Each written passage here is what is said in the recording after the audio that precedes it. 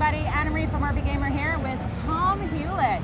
2 M's, very important. That's true. And you are the producer for Silent Hill Book of Memories. Now, normally RPGamer doesn't spend a lot of time in the Konami booth, but you've lured us over this year. So why are we at Silent Hill Book of Memories? So for Silent Hill Book of Memories, since it's on the Vita, we want to do something a little bit different and make something specifically for that platform.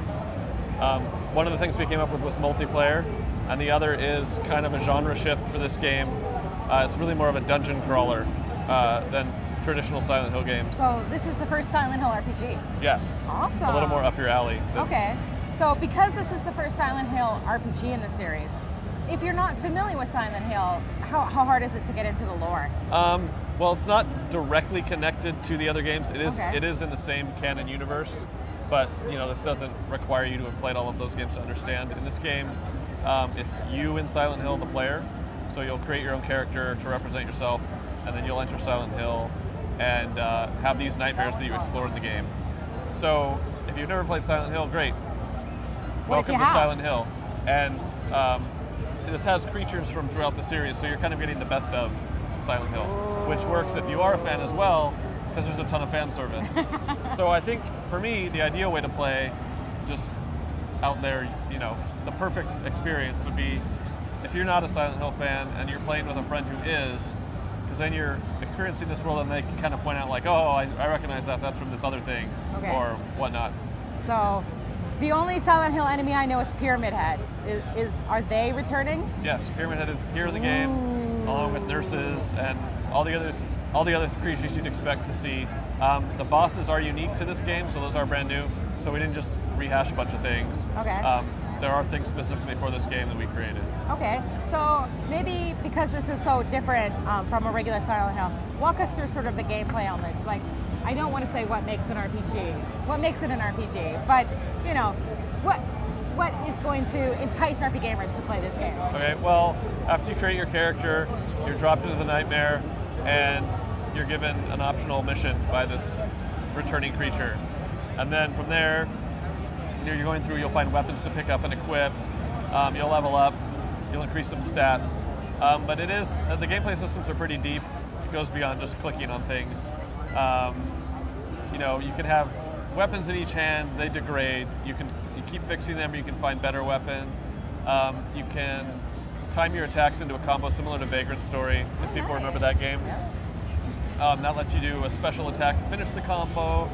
It also increases the amount of karma that the creature will drop when it dies. And then as you pick up karma, that will determine your alignment, which enables other special attacks, as well as changes the story.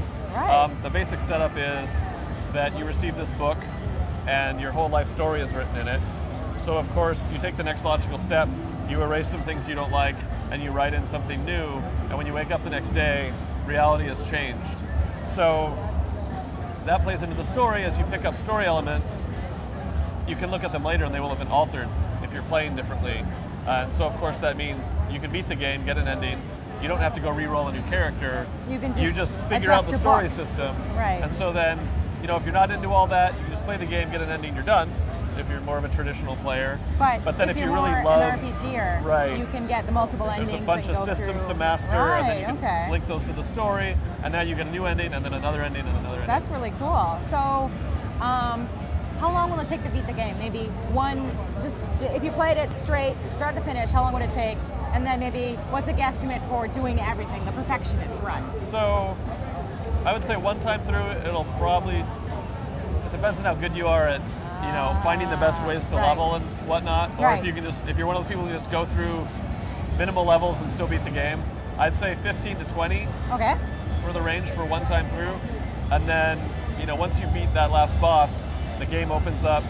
It is random dungeons throughout, but there's like a story area where it's kind of predictable. Right. And then after that, it's just totally random.